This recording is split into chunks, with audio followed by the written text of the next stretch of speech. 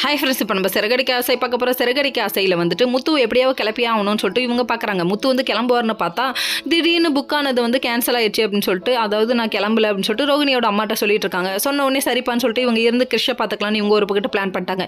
இவனை எப்படியாவது போக வைக்கணுமேங்கிறதுக்காக வித்யாவுக்கு கால் பண்ணி பேசிட்டு இருக்காங்க. பேசின உடனே மீன் அண்ணன் வரலன்னு சொல்கிறாங்க. சொன்ன உடனே இரு என் ஃப்ரெண்டுக்கு கால் பண்ணி எப்படியாவது இந்த காரை புக் பண்ண சொல்கிறேன் அப்படின்னு சொல்லிட்டாங்க. வித்யா இந்த அளவுக்கு ஹெல்ப் பண்ணுறியம்மா அப்படிங்கிற மாதிரி ஆச்சு. அதுக்கப்புறம் வந்துட்டு இவங்க அதே மாதிரி புக் பண்ண சொல்லிட்டாங்க.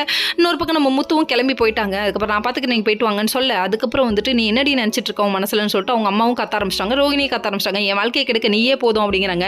உனக்கு வந்து இதுக்கு முன்னாடி தப்பான வாழ்க்கையை அமைச்சு கொடுத்தேன், இல்லைன்னா சொல்ல கிடையாது. அதுக்காக நீ கிருஷ்ண கை விட்டுருவியா? கிருஷ்ண உன் புள்ளன்னே நினைக்க மாட்டேங்கிறேடின்னு கண்ணா பின்னான்னு கத்த ஆரம்பிச்சிட்டாங்க. எனக்கு ஒன்றா என் பேரை அனாதையாக நிற்பான் நடு ரோட்டில், அவன் உன் புள்ளன் ஞாபகம் இருக்கான்னு பேச ஆரம்பிச்சிட்டாங்க. பெத்த உள்ளம்மா எப்படிமா மறக்கும் அப்படிங்கிற மாதிரி ஆயிடுச்சு. அவன் என் புள்ளன்னு எனக்கு ஞாபகம் இல்லாமலாம் இல்லம்மா அப்படின்னு சொல்லிட்டு இவங்க ரெண்டு பேரும் சின்சியராக சீரியஸாக பேசிகிட்டு இருக்காங்க. பேசிகிட்டே இருக்கும்போது கிருஷ்ண எழுந்துட்டாப்ல, தம்பி நீ வெளியே வாப்பா அப்படிங்கிற மாதிரி இருந்து ஒரு வழியாக கூட்டு வந்து விட்டாங்களாட்டுக்கு. கண்ணை கட்டி கூட்டு வந்து விட்டோன்னே, நீ தான் என் அம்மாவா, இவ்வளோ நாள் ஏன் அத்தையா சொல்லிட்டு இருந்தீங்க அப்படின்னு சொல்லி கேட்க, ஆமாம் நான் தான் உன் அம்மா, என் பேர் ரோஹிணி அப்படின்னு சொல்கிறாங்க. பாசமலரில் இவங்க ரெண்டு பேரும் கட்டி பிடிச்சி ஆனந்தமாக நினைய ஆரம்பிச்சிட்டாங்க. சரி இவங்களை டிஸ்டர்ப் பண்ண வேணாம் அப்படிங்கிற மாதிரி ஆயிடுச்சு. இன்னொரு பக்கம் வித்யாவுக்கு வந்து பூக்கட்டி கொடுக்குறேன்னு சொல்லிட்டு மீனா கிளம்பிட்டாங்க.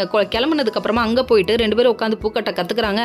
அப்போ உங்களை எனக்கு ரொம்ப பிடிக்குங்க அப்படி இப்படின்னு பேசிகிட்டு இருக்காங்க. பேசிகிட்டே இருக்கும்போது நம்ம மீனா வந்து துருவி கேள்வி கேட்குறாங்க. ஆஹா, இவ கேள்வி கேட்குறத பார்த்தா நம்மள்ட்ட இருந்து உண்மையை வாங்காமல் வெளியே போக மாட்டாளாட்டுக்கு, சமாளிக்க முடியலையே சாமி காப்பாற்றுங்க அப்படின்னு சொல்லிட்டு அவங்களோட ரியாக்ஷன் இருந்தது.